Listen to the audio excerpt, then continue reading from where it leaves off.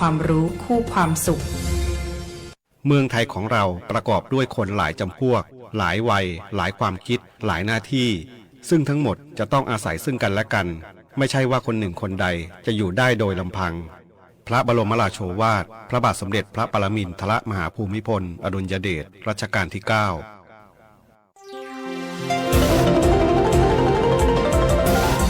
วิทยุแห่งประเทศไทยให้ความรู้คู่ความสุขท่านผู้ฟังกำลังให้เกียรติติดตามรับฟังสถานีวิทยุกระจายเสียงแห่งประเทศไทยจังหวัดแพร่สำนักประชาสัมพันธ์เขต 3 กรมประชาสัมพันธ์ทำการส่งกระจายเสียงด้วยระบบ FM Stereo Multiplex ความถี่ 91 เมกะเฮิรตซ์จากที่ทำการอาคารสถานีบ้านสองแควหมู่ที่ 7 ตำบลป่าแมดอำเภอเมืองจังหวัดแพร่จากนี้ไปขอเชิญท่านรับฟังรายการอบจ.แพร่พบประชาชน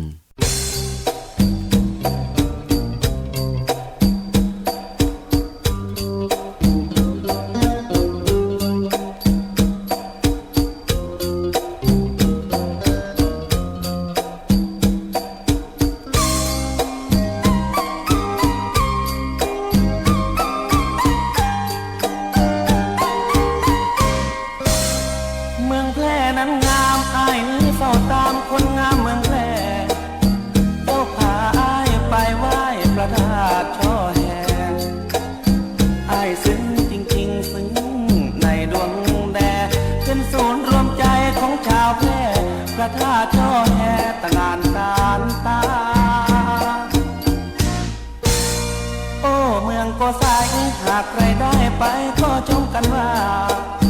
ทั้งสวยเสียจริงยอดจริงเมืองล้านนาเจ้าใส่เสื้อดำคำคมในดวงตาสวัสดีเจ้าคุณผู้ฟังตีเคารพรักทุกท่านเจ้าตอนรับคุณผู้ฟังเข้าสู่รายการอบจ.แปรพบประชาชนประกันเจ้าหนี้เสาร์ที่14มิถุนายน2568นะเจ้าน้องกุ้งรอพรเชี่ยวชาญดำเนินรายการอยู่กับคุณผู้ฟังตั้งสถานีวิทยุกระจายเสียงแห่งประเทศไทยจังหวัดแปรนะเจ้า FM 91 เมกะเฮิรตซ์ค่ะออกอากาศผ่านตั้งวิทยุตัวนะเจ้าแล้วก็วันนี้ก็มี Facebook Live ของตั้งสวท8ตัวนะคะฝากกดไลค์กดแชร์ให้กับสวท8แล้วก็องค์การบริหารส่วนจังหวัด8ตัวนะเจ้าเดี๋ยวถ้าแล้วรายการแล้วก็จะแชร์ไปที่เพจ Facebook ขององค์การบริหารส่วนจังหวัดแปรนะเจ้าสัปดาห์ที่ผ่านมาเป็นยังไงกันพองฝนตกหนักนะเจ้า มันหนักในบางก็ห้องว่าเป็นบางจุดเนาะถึงตกหนักตกเหมือนนะเจ้าพอตกหนักตกเหมือนแล้วก็น้ำระบายบ่ตันนะคะสังเกตไอต่อตั้งหลุมมาแต่ไงแต่นั่นคงเข้าใจว่าอย่างอันนะเจ้าต่อตีอยู่ปืนถนนหรือว่าปืนดินลงไปตีเป็นคูดฝังต่อเนี่ยไงแต่ว่าไอตัวตีระบายข้างบนเนี่ยนะคะตีหน้ามันจะเล็ดหลอดลงไปหาต่อเนี่ยมันน้อย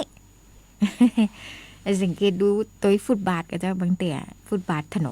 นแล้วก็ขึ้นไปเป็นฟุตบาทมันจะมีเหมือนจะมีปองระบายน้ำอยู่นะเจ้ามันน้อยเดียวนะคะแล้วก็ระยะก็ค่อนข้างห่างนะเจ้าถ้ามีเศษพลาสติกหรือใบไม้ยังเข้าไปอุดก็ตันเลยนะเจ้าน้ำก็ไหลไปได้นะคะพยายามที่จะไปหาช่องระบายที่อื่นนะคะถ้าระบายบ่ตันก็ล้นนะก็ในห่วงตีฝนตกตีได้รับอิทธิพลจากพายุเห็นก็อูติบนะที่ผ่านมาจะเอาพายุโซนร้อนอูติบนะคะตอนอยู่ในทะเลกำลังเป็นโซนร้อนนะจะพอขึ้นฝั่งตรงเวียดนามนะคะก็เป็นอ่อนตัวลงเป็นดีเพรสชันนะคะเป็นยอมความกดอากาศต่ำนะคะเป็นฝนตามลำดับชั้นของพายุนะเจ้าซึ่งก็ของเขานี่ได้รับอิทธิพลเพราะว่าอาหารกับบโดนนะคะแต่ว่าได้รับอิทธิพลจากฝนของวูติบเนี่ยก็เนี่ยคือเส้นยอมความกดอากาศต่ำของเขาที่มีอยู่แล้วก็มีกำลังแรงขึ้นก็เนี่ยคือมีฝนตกเพิ่มขึ้น นะเจ้าในสัปดาห์ที่ผ่านมานะคะตอนนี้ผ่านไปละวูติบนะคะสัปดาห์นี้วันนี้นะคะพยากรณ์อากาศประจำวันเสาร์ที่14มิถุนายนระหว่างเวลา 6 โมงเจ้าวันนี้ไปจนถึง 6 โมงเจ้าวันพุธนะเจ้าอาจจะบ่ได้เป๊ะแบบนี้เพราะเป็นการพยากรณ์ในระหว่างวันอาจจะมีลมก้ามีอย่างก้าก็แล้วแต่ปัจจัยนะเจ้าตีมันจะเกิดนะคะก็เป็น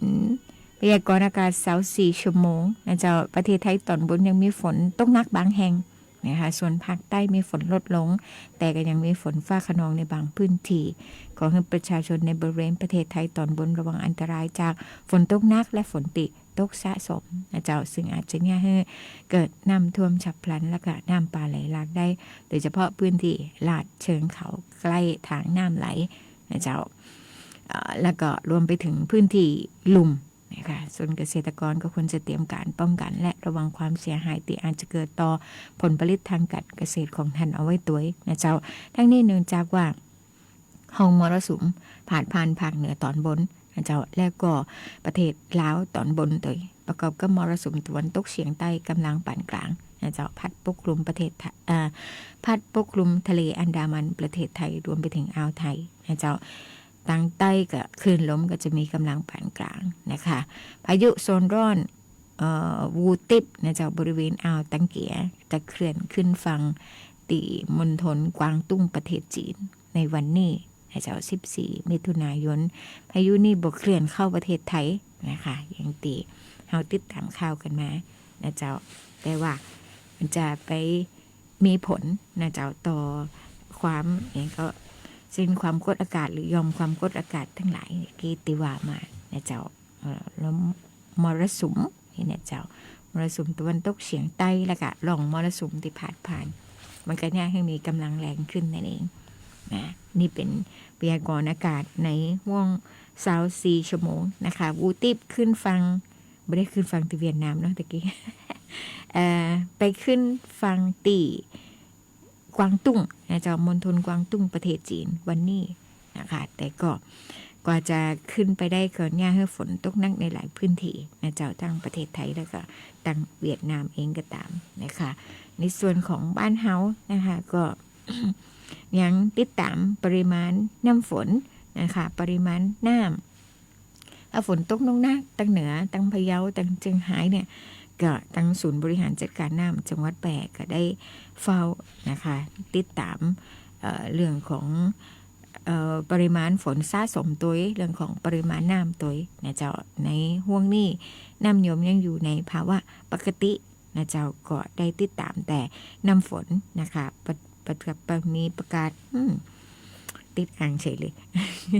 อุบัติเหตุนะเจ้าก็จะมี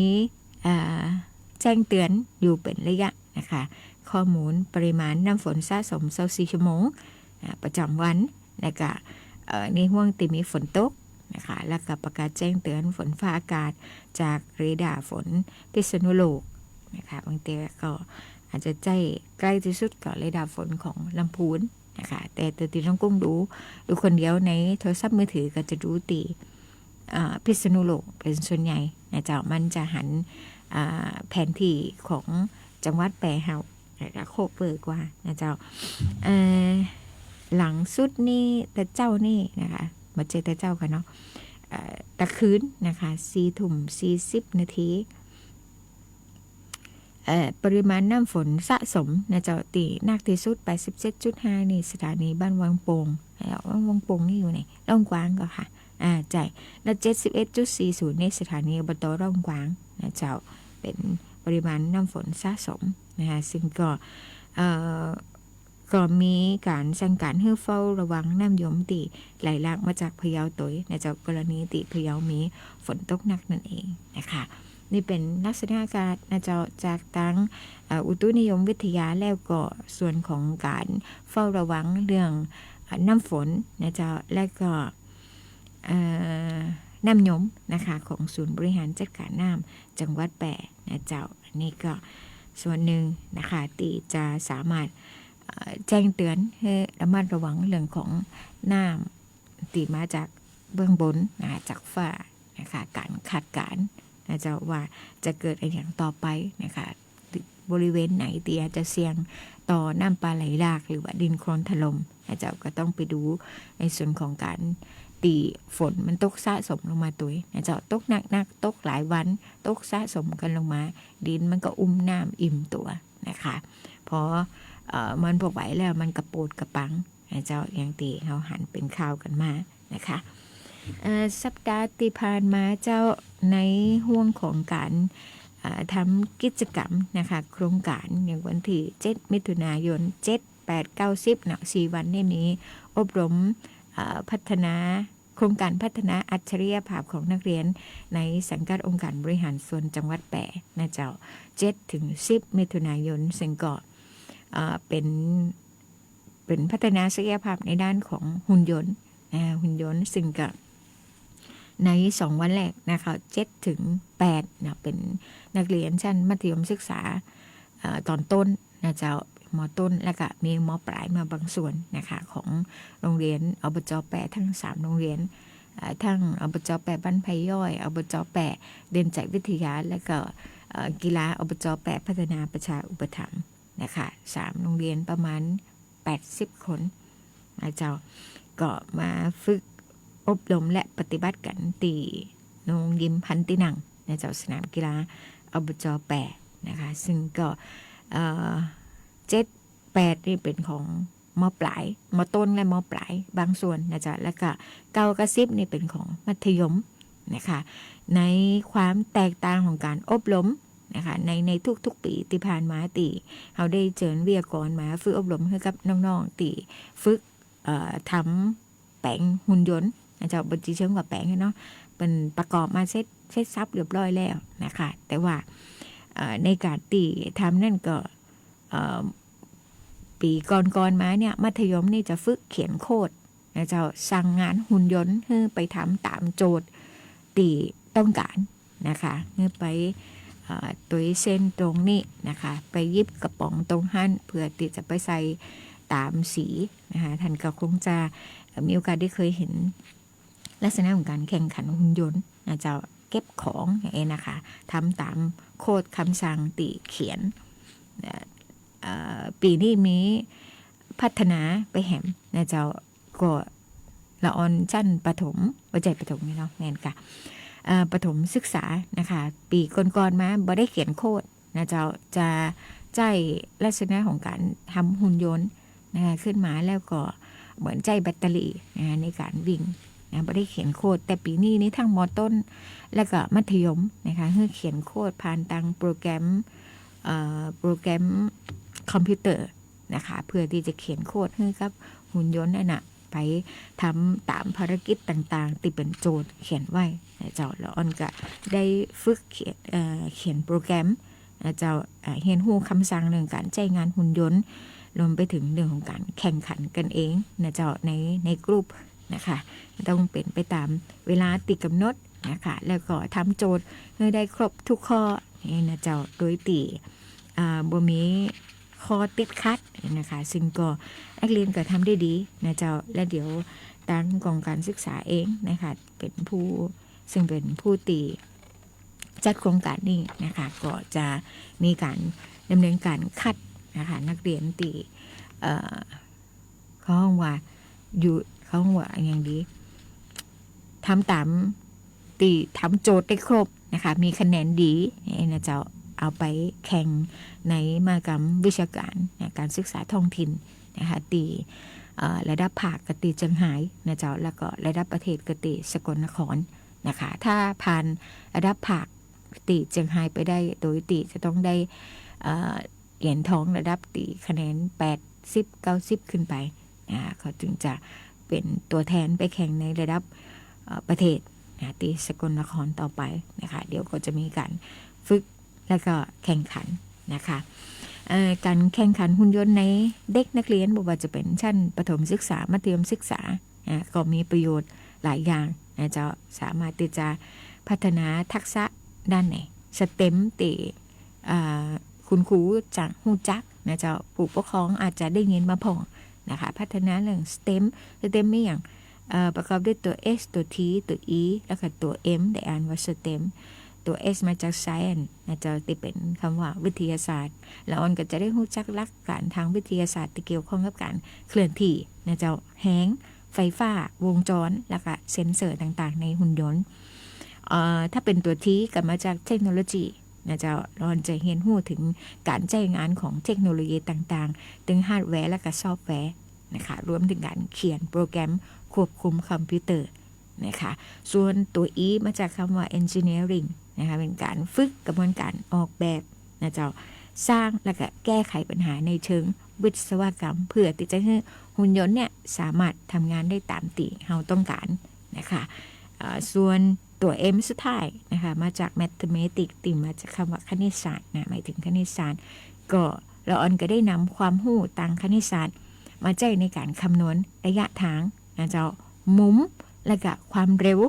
ในการวิเคราะห์ข้อมูลนะเจ้าเอาคณิตศาสตร์ไปคำนวณระยะทางจาก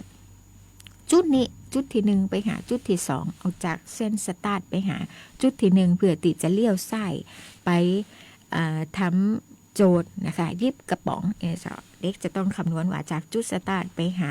ก่อนที่จะเลี้ยวซ้ายเนี่ยจุดเนี่ยระยะของการไปถึงเนี่ยเท่าใดนะเจ้ากี่เซนนะต้องใจเอาโก่งมุมปุ๊บเนี่ยไปถึงจุดนี้ปุ๊บจะเลี้ยวซ้ายต้องเขียนโค้ดอย่างไรนะมีการคำนวณทุกอย่างนะเจ้าก็จะเป็นเรื่องของพัฒนาทักษะด้านสเต็มนะคะส่งเสริมความคิดสร้างสรรค์และนวัตกรรมให้กับละออนนะเจ้าสามารถออกแบบและกับประดิษฐ์รวมไปถึงการเปิดโอกาสให้ละออนได้ใช้จินตนาการในการออกแบบและก็สร้างหุ่นยนต์ในรูปแบบต่างๆเพื่อที่จะแก้ไขปัญหาหรือว่าทำภารกิจที่ได้หับเหมาะหมายนะเจ้าสามารถที่จะกระตุ้นคิดค้นวิธีการใหม่ๆเนี่ยให้หุ่นยนต์ทำงานได้อย่างมีประสิทธิภาพนักขึ้นหรือว่าสร้างสรรค์ฟังก์ชันที่บ่เหมือนใครนะเจ้ามีการเขาว่าเนี่ยคือละอ่อนเนี่ยได้ฝึกคิดเชิงตรรกะและก็แก้ไขปัญหาตัวนะสามารถวิเคราะห์โจทย์และก็ปัญหาที่เกิดขึ้นในระหว่างการควบคุมหุ่นยนต์นะเจ้าสามารถวางแผนสามารถออกแบบอัลกอริทึมเนี่ยเห็นหู้การวางแผนขั้นตอนของการทำงานของหุ่นยนต์อย่างเป็นระบบแล้วทั้งนี้ทั้งนั้นเมื่อเขียนโค้ดแล้วเสร็จเอาไปทดลองในสนามแล้วเนี่ยเกิดปัญหาขึ้นมาเด็กสามารถแก้ไขปัญหาเฉพาะหน้าจะแก้ไขข้อผิดพลาดเหล่านั้นได้มันไปที่นี่มันบ่เลี้ยวซ้ายฮอดแต่ว่ามันไปเลี้ยวขวาเหี้ยเขาเขียนโค้ดผิดก็ต้องมาแก้ไขปัญหากันใหม่นะเจ้ามีการพัฒนาทักษะการทำงานเป็นทีมนะคะแข่งขันหุ่นยนต์ทำคนเดียวไม่ได้จะต้องทำเป็นทีมมีหน้าที่ที่แตกต่างกันออกไปนะคะเรียนรู้ไปด้วยความสนุกสนานนะม่วนไปตัวตื่นเต้นไปตัวนะเจ้าสามารถจะเอาไปทำพอร์ตนะคะพอร์ตโฟลิโอนะสมัยมาเดียวนี่ละออนมักจะใจว่าจะมักจะสถานศึกษาจะฮื้อยืนพอร์ตโฟลิโอในการที่จะเข้าไปศึกษาต่อในสถานศึกษาต่างๆนะคะที่เด็กๆต้องการนะเจ้าตัวนี้จะสามารถติดเป็นหนึ่งในใบประกาศนะเจ้าเกียรติบัตรเนี่ยเป็นสิ่งที่การันตีว่าเขามีความสามารถพิเศษในด้านของการเขียนโค้ดเขียนโปรแกรมนี่อาจจะเนี่ยบอกเขียนแต่นะจะมันสูงขั้นสูงไปแต่ว่าสามารถที่จะเขียนโค้ดผ่านโปรแกรมติควบคุมหุ่นยนต์ได้เดี๋ยวนี้เพิ่นก็มีการแข่งขันกันค่อนข้างที่จะเยอะนะเจ้านั่นก็สถานศึกษาต่างๆก็จะมีหลักเกณฑ์เหล่านี้ตัวนะคะในการที่จะเสนอเป็นพอร์ตโฟลิโอเข้าไปนะคะนี่เป็นเรื่องของการแข่งขันหุ่นยนต์นะเจ้าการแข่งขันหุ่นยนต์การฝึกทักษะการสร้างพัฒนาหุ่นยนต์เขียนโค้ดเขียนโปรแกรมนะเจ้าพัฒนาอัจฉริยภาพของนักเรียนนะคะวันที่7 ถึง 10 มิถุนายนที่ผ่านมาตอนนี้โครงการแล้วเสร็จไปเรียบร้อยแล้วนะเจ้าแล้วก็เดี๋ยวก็จะมีการแข่งขันเกิดขึ้นในโรงเรียนในสังกัดเองนะเจ้าจะเป็นสนามเล็กๆนะคะก็จะมีคณะกรรมการจากติผู้ทรงคุณวุฒิจากติอื่นนะคะมาเป็นคณะกรรมการเพื่อที่จะคัดไปแข่งในระดับภาคนะเจ้าเป็นตัวแทนถ้าได้ภาคก็ไปแข่งในระดับประเทศกันนำกำหนึ่งนะคะมีเรื่องอื่นๆนะเจ้าวันนี้จะมีข้อร้องเรียนนะคะที่ท่าน ร้องมาทั้งเพจ Facebook ขององค์การบริหารส่วนจังหวัดแปะนะเจ้ารวมไปถึงเรื่องของการขอความช่วยเหลือตัวนะเจ้าทางแอดมินเพจเปิ่นก็ได้ทำเรื่องเข้าไปตีศูนย์ร้องทุกข์ร้องเรียนนะคะขององค์การบริหารส่วนจังหวัดแปะหับมาเลยกับเจว่าจะตอบคำถามทันได้ทั้งหมดนะเจ้าก็ต้องถามในส่วนติเกี่ยวข้องคือกระจ่างนะเจ้าเกี่ยวกับงานก่อสร้างเกี่ยวกับงานช่างบางทีคนตีอยู่สำนักงานจะบ่ฮู้นะเจ้าบ่ได้ออกหน้างานหรือว่าบ่ได้ไปห้องว่าทำงานอยู่ตรงหันนะคะก็จะบ่ได้ฮู้เพราะฉะนั้นก็จะมีสิ่งที่ได้รับมานะคะข้อร้องทุกข์ร้องเรียนนะคะส่งเข้าศูนย์ร้องทุกข์ร้องเรียนของอบจ.แปะนะคะก็จะมีฝ่ายนิติการที่ทำหน้าที่นี้อยู่ก็จะมีคณะกรรมการชุดหนึ่งนะจ๊ะเป็นกะจะส่งต่อข้อร้องทุกข์ร้องเรียนนั่นไปยังส่วนราชการภายในนะจ๊ะก็หมายถึงภายในอบจ.เนี่ยส่วนราชการภายในที่เกี่ยวข้องนะคือไปดำเนินการตรวจสอบนะจ๊ะว่าเป็นไปตามข้อร้องทุกข์ร้องเรียนหรือเปล่านะจ๊ะแล้วก็เข้าไปมีแนวทางในการแก้ไขปัญหาให้เขาอย่างไรแก้ไขแล้วนะจ๊ะถึงจะได้ส่งกลับมาเพื่อที่จะแจ้งให้ศูนย์รับเรื่องร้องทุกข์ให้ทราบและศูนย์รับเรื่องก็จะส่งสำเนาเหล่านั้นมาให้กับฝ่ายประชาสัมพันธ์ซึ่งเป็นฝ่ายที่ดูแลเพจ Facebook ขององค์การบริหารส่วนจังหวัดแปะน่าจะได้เอาไปตอบกับทันทีสอบถามหรือว่าร้องทุกข์ร้องเรียนเข้ามาน่าจะอาจจะใช้เวลาสักน้อยหนึ่งด้านเอกสารนะคะแต่เขาก็บ่ได้ละเลยนะเจ้าทั้งนี้ทั้งนั้นก็จะเอามาตอบเดี๋ยวแฮมสปุดก่อนนะเจ้า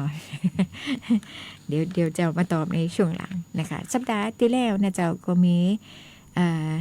ท่านนายกอยู่สำนักงานนะคะไม่ได้ไปราชการต่างจังหวัดเนาะแต่ว่าในสัปดาห์ในเมื่อวันศุกร์ที่ผ่านมานี่เริ่มไปราชการต่างจังหวัดแล้วนะคะวันที่8มิถุนายนเจ้าท่านนายกพร้อมกับท่านรองวิตินะคะไปรวมประชุมผู้ปกครองนักเรียนที่โรงเรียนอบจ.แปดเดินใจวิทยานะเจ้าแล้วก็ได้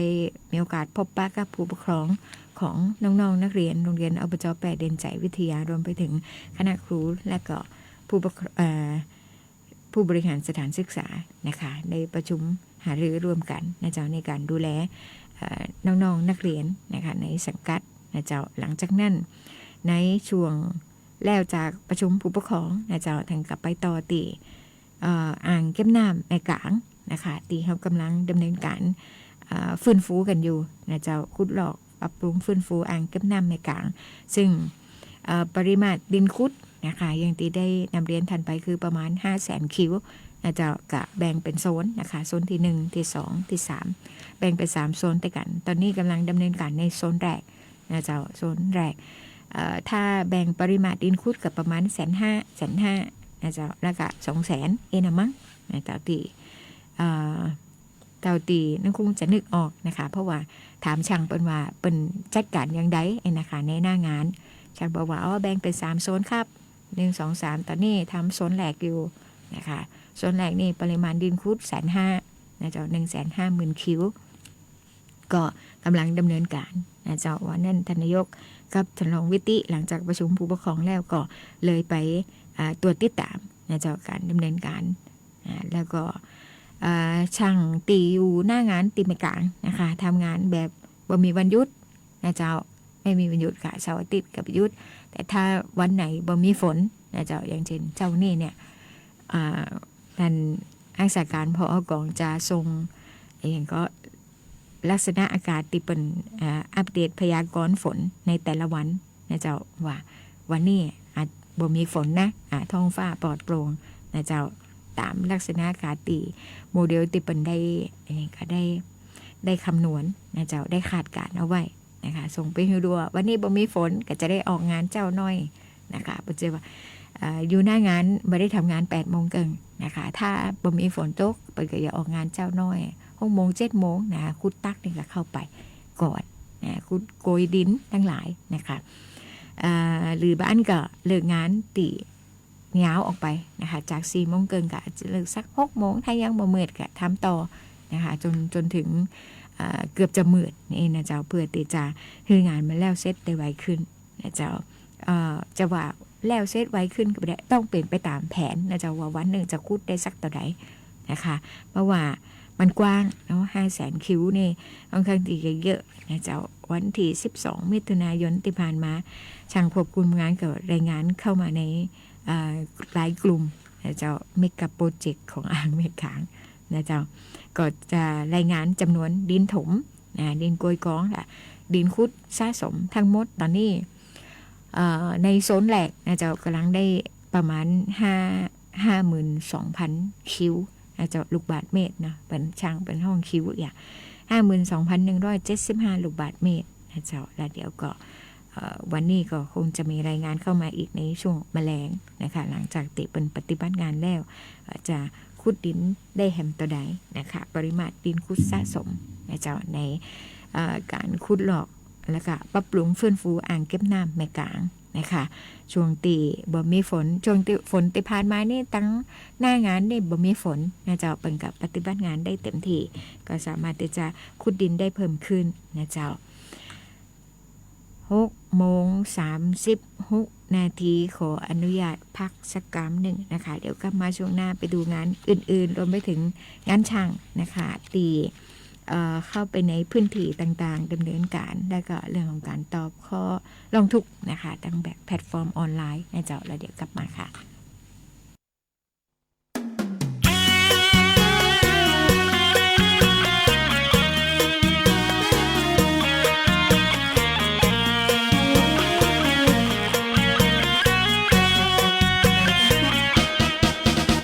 ไปแอวโพดเมืองเจียงไฮ้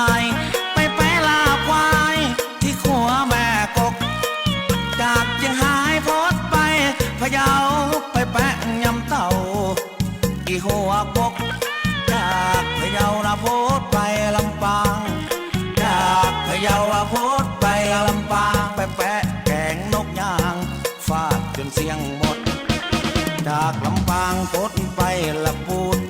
ไปแปะแกงส้มตูนใส่จีนปลากด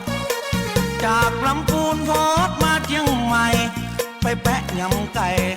กับแกงแขกบออกเชียงใหม่ปิกไปเมืองแปะออกเชียงใหม่ปิกไปเมืองแปะปากันไปแวะแปะฝ่าซาน้ำตกจากเมืองแปะโพดไปเมืองน่านไปแปะจะคานมาตั้งหลายคนมาเมืองน่านแป๊กมาแผ่นเมืองลีใจบ่ดิบบ่ดีเพราะคนต่างมันกดจากเมืองลีจะไปอุตรดิตถ์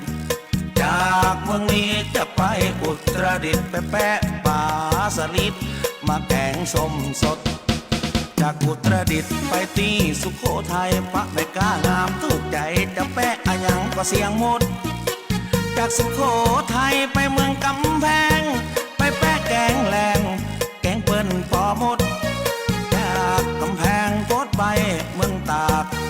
จากกำแพงโพดไปเมืองตากปะคนเราตำหมากนั่งละคือหันหมดมาเมืองตากเปื้อนจนนั่งจนนอนจะไปแม่ห้องสอนน้ำมันรถมันหมดเลยยืมเงินเพื่อนที่เมืองตาก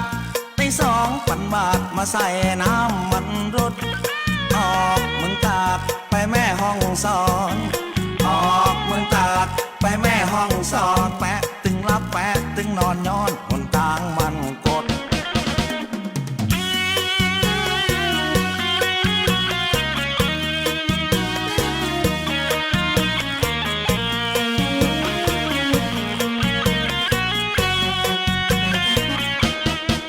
มาเมืองตากเพื่อนจนนั่งจนนอนจะไปแม่ห้องสอนน้ำมันรถมันหมดเลยยืมเงินเพื่อนที่เมืองตากได้2,000 บาทมาใส่น้ำมันรถออกเมืองตากไปแม่ห้องสอนออกเมืองตากไปแม่ห้องสอนแปะตึงมาแปะตึงนอนย้อนคนต่างมันกดโอ้ยบ่มาแปะแปะไม่กระแต่รับไม่กระแต่นอนโอ้ยแปะชีวิตจะว่า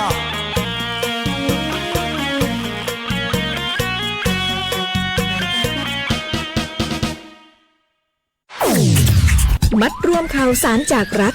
เจาะลึกประเด็นร้อนจาก 8 จังหวัดภาคเหนือตอนบนกับทีมนักจัดรายการ 11 สถานี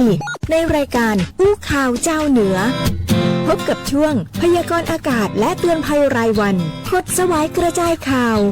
สารบ้านเฮาและปาแอลเมืองเหนือเวลาดี 4-5 โมงเย็นทุกวันจันทร์ถึงวันศุกร์รับฟังทางวิทยุแห่งประเทศไทย 8 จังหวัดภาคเหนือตอนบน 11 สถานีวิทยุ สวท.เชียงใหม่ เชียงราย พะเยา แพร่ น่าน ลำปาง ลำพูน แม่ฮ่องสอน แม่เสรียง ฝาง และสวท.เพื่อการเรียนรู้และเตือนภัยภาคเหนือพร้อมรับชมทาง Facebook Fanpage ของทุกสถานี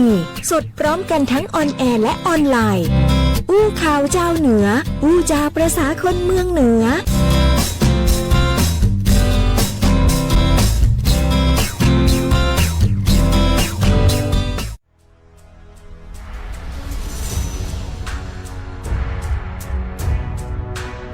อันตรายต้องระวังมุกใหม่มิจฉาชีพสวมร้อยเหยื่อโดยใจบัตรประชาชนปลอมแปลงเอกสารราชการด้วยการตัดต่อหูภาพมิจฉาชีพอาจจะได้หูบัตรประชาชนของเหยื่อจากการหลอกให้ส่งเอกสารเช่นการรับสมัครงานทำงานออนไลน์หรือกรอกข้อมูลผ่านเว็บสมัครงานปลอมๆที่มิจฉาชีพสร้างขึ้นมาเมื่อได้ข้อมูลแล้วมิจฉาชีพจะใช้โปรแกรมแต่งภาพเพื่อตัดต่อภาพใบหน้าของตัวเก่าให้เข้ากับบัตรประชาชนของเหยื่อจากนั้นสวมรอยลงทะเบียนซิมการ์ดใหม่เมื่อได้ซิมใหม่แล้วเบอร์โทรศัพท์ของเหยื่อจะถูกโอนมาอยู่ในมือของมิจฉาชีพหรือการสวมรอยเข้าระบบบัตรเครดิตเมื่อได้เบอร์โทรของเหยื่อมิจฉาชีพจะใช้เบอร์นี้กู้คืนรหัสผ่านบัญชีธนาคารหรือบัตรเครดิตของเหยื่อทำธุรกรรมออนไลน์และขอรหัส OTP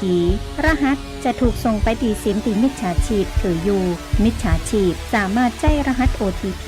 ทำธุรกรรมทางการเงินโอนเงินหรือซื้อของโดยที่เหยื่อบ่รู้ตัวบ่ดีให้บัตรประชาชนกับผู้คนแปลกหน้าหรือลงทะเบียนไว้ในเว็บที่บ่น่าเชื่อถือมันตรวจสอบธุรกรรมการเงินและแจ้งธนาคารทันทีหากพบความผิดปกติเพื่อป้องกันความเสียหายบ่ดีเจือบอดีอู้บอดีโลกบอดีโอนเพื่อประชาชนปลอดภัยจากมิจฉาชีพด้วยความห่วงใยจากสำนักงานประชาสัมพันธ์ที่ 3 กรมประชาสัมพันธ์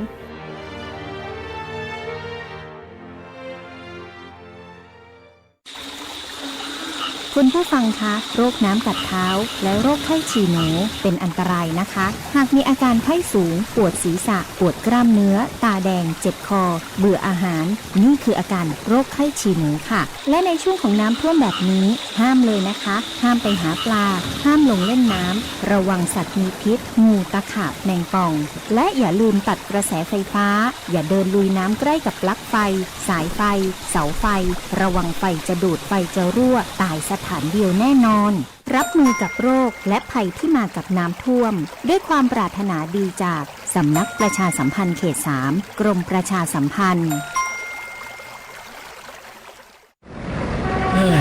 รถมาติดอย่างกันนักกันนะก็ขยับขยื่นเลยฮันดูซ้ายว่างแซงไปเลยไทยอย่าดีโอ้โหแซงซ้ายบ่ได้เนอะนั่นมันไหลตางนะเฮาบ่ฮู้นะว่าแซงขึ้นไปแล้วเนี่ยจะปะไอ้หยังพ่องตึงรถทีบรถเครื่องคนเดินเท้ารถติดจอดลุเหรอสัตว์เลี้ยงแหมก็ว่ากองวัสดุต่างๆมันเสี่ยงต่อการเกิดอุบัติเหตุนะจ้าเข้าใจแล้วจ้าบ่แซงก็ได้ขับรถมีน้ำใจรักษาวินัยจราจรด้วยความปรารถนาดีจากสถานีวิทยุกระจายเสียงแห่งประเทศไทยจังหวัดแพร่กรมประชาสัมพันธ์หลายคนรอคุณอยู่ที่บ้านลูกเมียรอคุณอยู่ที่บ้านพ่อแม่รอคุณอยู่ที่บ้านคนที่รักรอคุณอยู่ที่บ้านและอีกหลายครอบครัวกำลังรอคนที่รักจะกลับบ้านใช้รถใช้ถนนด้วยความไม่ประมาทเพื่อทุกคนจะได้กลับไปหาคนที่รักอย่างปลอดภัยขับรถมีน้ำใจรักษาวินัยจราจรด้วยความปรารถนาดีจากสถานีวิทยุกระจายเสียงแห่งประเทศไทยจังหวัดแพร่กรมประชาสัมพันธ์ FM 91 เมกะเฮิรตซ์คุณกำลังฟังสวท.แพร่ FM 91 เมกะเฮิรตซ์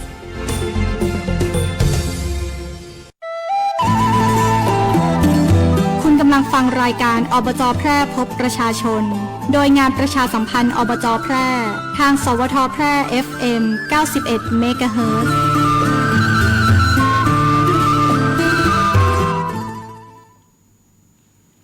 ค่ะ เข้ามาสู่ช่วงที่2ของรายการอบจแปพบประชาชนนะเจ้า6:45 นาทีวันนี้สิ่งที่เรื่องสำคัญที่จับตาเรื่องของการบ้านเมืองนะเจ้าก็มีการประชุมวันนี้วันที่14เนาะ14มิถุนายน2568คณะกรรมาธิการเขตแดนร่วมนะเจ้าไทยกัมพูชาประชุม JBC วันนี้นะคะไปดูกันดูว่าเปิ้นจะคุยกันว่าจะได้นะเจ้าหลังจากมีประเด็นข้อวิพาทที่เกิดขึ้นนะคะเต่าตีเราติดตามข่าวสารกันมานะเจ้าเนาะเรื่องของบ้านเมืองก็ต้องติดตามกันตัวในสัปดาห์ที่ผ่านมาเจ้าวันที่9มิถุนายนที่ผ่านมาก็ทางอบจแปกลับไปร่วมพิธีวางพวงมาลาดอกไม้นะคะหนึ่งในวันที่ระลึกวันคล้ายวันสวรรคตพระบาทสมเด็จพระปรเมนทรมหาอนันทมหิดลพระอัฏฐมรามาธิบดินทร์นะคะและมีท่านคุณากรคดชัยหิรันรองผู้ว่าราชการจังหวัดแปะเป็นประธานในพิธีตีหอประชุมที่ว่าการอำเภอเมืองแปะนะเจ้าในหลวงรัชกาลที่8นั่นเองนะคะวันคล้ายวันสวรรคตวันที่9มิถุนายนที่ผ่านมาแล้วก็ในวันที่9เช่นกันนะเจ้าทานนายกอนุวัฒน์วงศ์วรรณนายกองค์การบริหารส่วนจังหวัดแปะพร้อมด้วยท่านรองปลัดนะคะรักษาราชการแทนปลัดอบจแปะรวมไปถึงข้าราชการนะคะในส่วนที่เกี่ยวข้องนะเจ้าการต้อนรับคณะจากสำนักงบประมาณนะเจ้าสำนักงบประมาณเขตพื้นที่17จังหวัดเชียงรายนะคะเปิ้นลงมาติดตามโครงการเงินอุดหนุนเฉพาะกิจนะเจ้างบประมาณฉุกเฉินปี2568ที่ห้องประชุมปฏิบัติการนายกองค์การบริหารส่วนจังหวัดแปะนะคะรับฟังรายงานก่อนนะเจ้าทานนายกเราถึงเงินอุดหนุนเฉพาะกิจที่เฮาขอสำนักงบไปนะคะตีนอกเหนือจากงบประมาณปกตินะคะอย่างเช่นบางแต่อย่างเงินคุดอ่างแม่กลางเนี่ยนะเจ้าอันนี้ก็จ่ายเป็นเงินอุดหนุนเฉพาะกิจนะคะเฉพาะกิจนั่นๆนะเจ้าฟังเจิมเตอะไปทำอย่างอื่นบ่ได้นะเจ้าถ้าอยากบ่ได้ก็ต้องคืนเพิ่นนะคะเพราะนั้นแล้วก็มาตรวจติดตามนะคะว่ามีกี่โครงการนะคะดำเนินการแล้วเสร็จหรือกำลังดำเนินการเป็นอย่างไรผลของการดำเนินการนะคะซึ่งรับฟังรายงานตีห้องประชุมก่อนนะเจ้าหลังจากนั้นแฮมวันหนึ่งก็ได้เข้าพื้นที่นะคะไปดูตีคุณหลอกอ่างเก็บน้ำแม่กลางตัวแฮมตีหนึ่งแล้วก็ถนนนะคะในแฮมหลายๆเส้นตีเขาได้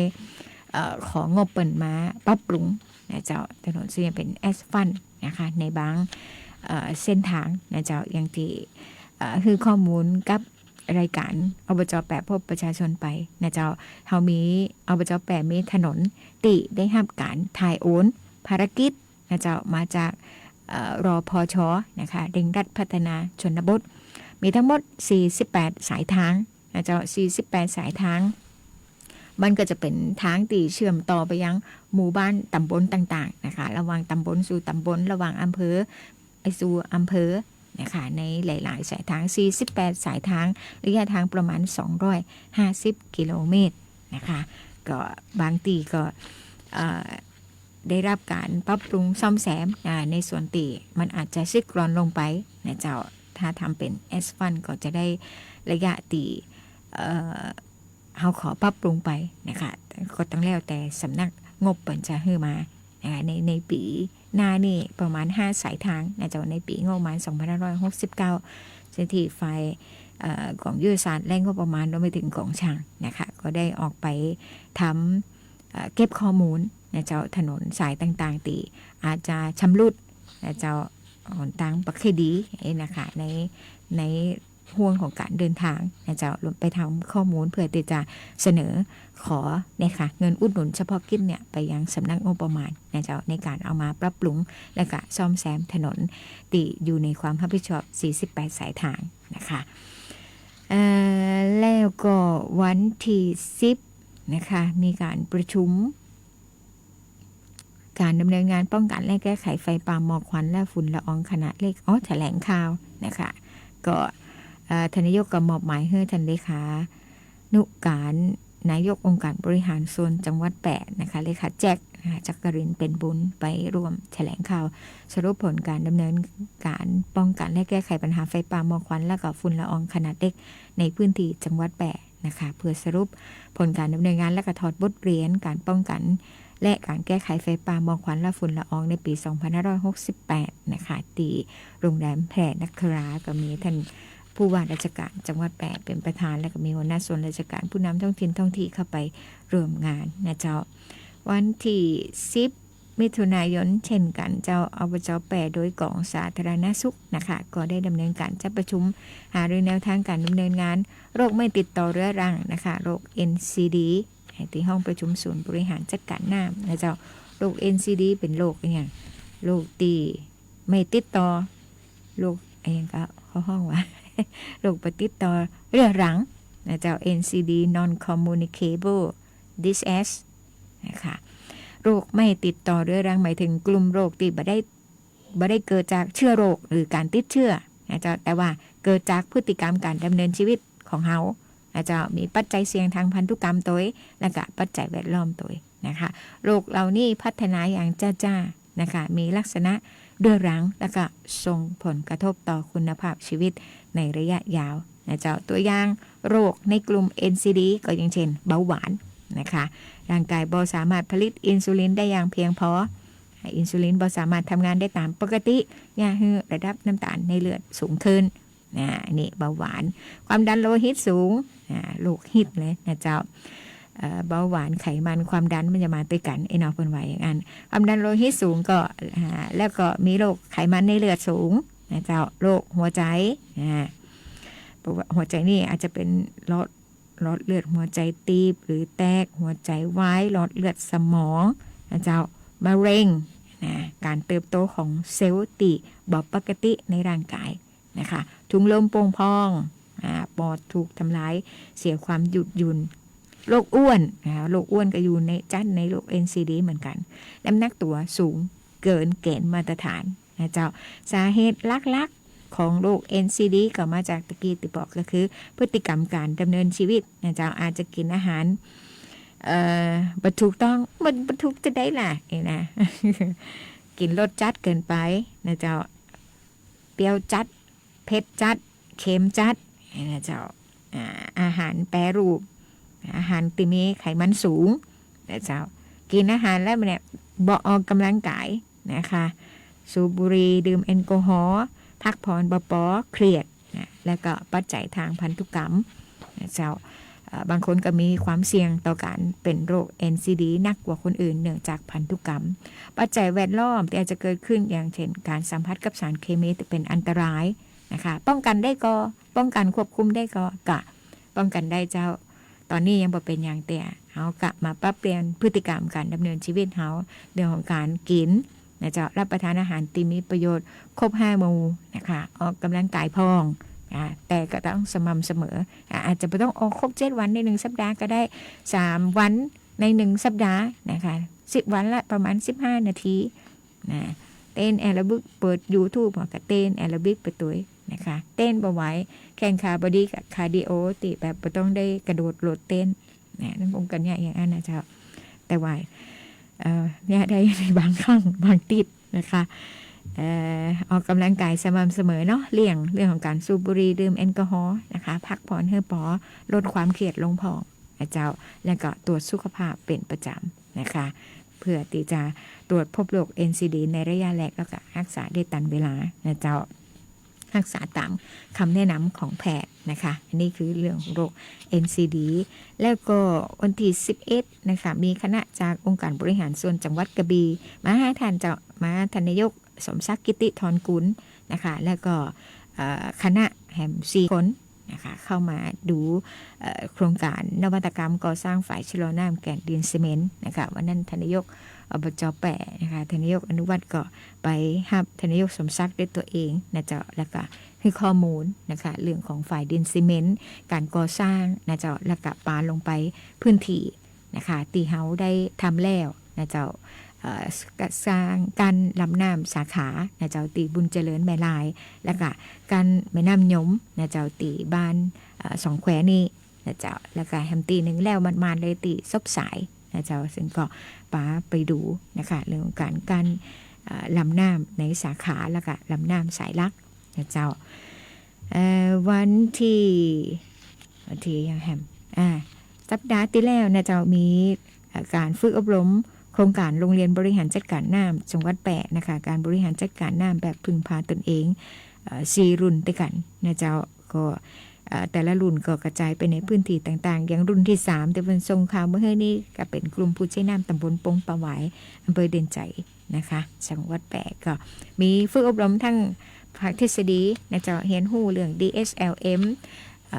การจัดการนะคะน้ำติมาติไปของน้ำมีแล้วจะบริหารจัดการอย่างไร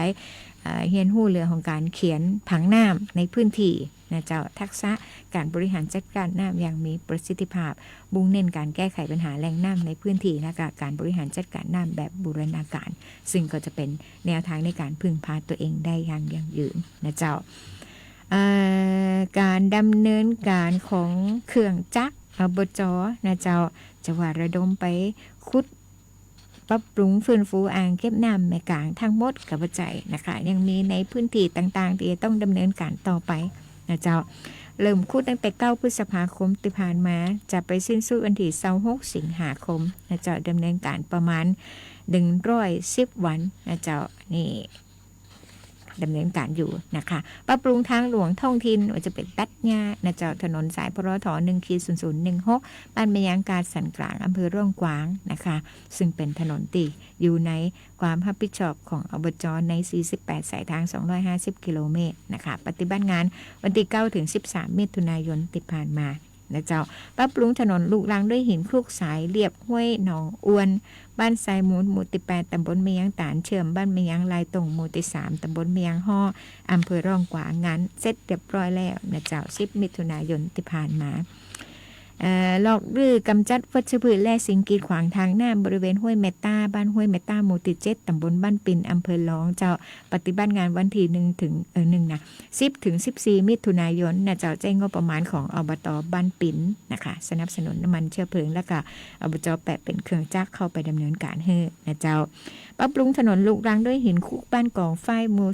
12บ้านถึงบ้านห้วยแม่ต้าหมู่ที่7ตำบลบ้านปิ้นเชื่อมบ้านอิ่มหมู่ที่5ตำบลต้าผาหมอกอำเภอหลองนะเจ้าปฏิบัติงานวันที่2 ถึง 8 มิถุนายนที่ผ่านมางานเสร็จเรียบร้อยแล้วนะเจ้า5 ถึง 9 มิถุนายนขุดหลอกลำเหมืองภายในตำบลน้ำจำอำเภอสูงเม่นนะเจ้าแจ้งงบของอบต.น้ำจำนะเจ้าอบจ.แปะเป็นเครื่องจักรขุดหลอกคลองบ้านตามหมดหมู่ที่4ตำบลสูงเม่นอำเภอสูงเม่นเจ้า2 จุดด้วยกันนะคะปฏิบัติงาน 11 ถึง 13 มิถุนายนที่ผ่านมาแจ้งงบของอบต.สูงเม่นนะเจ้าเป็นค่าน้ำมันและก็อบจ.แปะเป็นเครื่องจักรปรับปรุงถนนลูกรังหินคลุกนะเจ้าด้วยสายห้วยปลาบงบ้านตรงหน้าหมู่ที่2ตำบลตรงหน้าเชื่อมบ้านแดนจุมพลหมู่ที่4ตำบลแดนจุมพลเข้าปฏิบัติงานระหว่างวันที่12 ถึง 19 มิถุนายนนะเจ้าปรับปรุงถนนลูกรังด้วยหินคลุกหมู่ที่1บ้านห้วยตำบลห้วยมานะคะเชื่อมหมู่ที่7ตำบลแม่ลายอำเภอเมืองแปะอันนี้ก็จะปฏิบัติงานวันที่11 ถึงวันที่20 มิถุนายนนะเจ้านี่เป็นงานช่างตีออกไปปฏิบัติงานแล้วก็ส่วนของฝ่ายสำรวจออกแบบนะคะงานตีเปิ่นดูเรื่องของไฟฟ้านะคะเสาไฟฟ้าเสาโซลาร์เซลล์ตีบ้านไผ่ล้อมสวรรค์นิเวศนะคะได้ออกไปเปลี่ยนแบตเตอรี่แล้วนะเจ้าสายทางพรท1-0027นะคะเมื่อวันที่5 มิถุนายนที่ผ่านมานะเจ้าเสาต้นใดติไฟบดีก็แจ้งมาทางอบจ.แปะนะคะจะได้เข้าไปดำเนินการแก้ไขให้นะเจ้าเนาะบ่ตันได้ตอบข้ออันร้องเรียนสกรรมนะคะเอาไว้เดี๋ยวสัปดาห์หน้าก่อนก็แล้วกันนะเจ้าเนาะวันนี้ขอบพระคุณทุกท่านติดตามรับฟังรายการอบจ.แปะพบประชาชนนะคะจะกลับมาปะกับท่านใหม่ในวันเสาร์หน้าวันนี้ลาไปก่อนสวัสดีเจ้า